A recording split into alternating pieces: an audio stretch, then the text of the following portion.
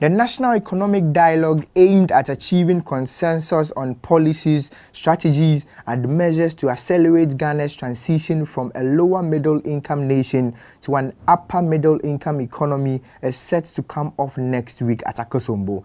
Even before it commences, there have been some opposing views to the forum. Some members of the opposition NPP have stated that the forum is unnecessary as government has already started implementing policies to address the challenges. But trade and investment expert Frederick Alipui disagrees. He believes the national dialogue will provide the opportunity for consensus building on how the economy should be managed. No need to bastardize the idea. If it was limited to the NDC alone, it would still have been criticized.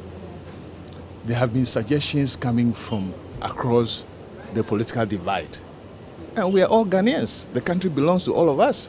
There's nothing wrong in opening up the dialogue to the political divide. I think it's a positive move, and all Ghanaians must welcome it, and the government should make maximum use of it.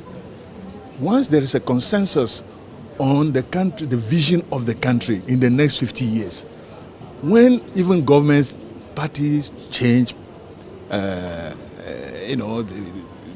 leadership changes, plus or minus 60 to 80% of those programs will still be respected.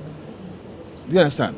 Once there's consensus, whether NDC or NPP is in power, there's a consensus on where we want to take the country in the next 50 years.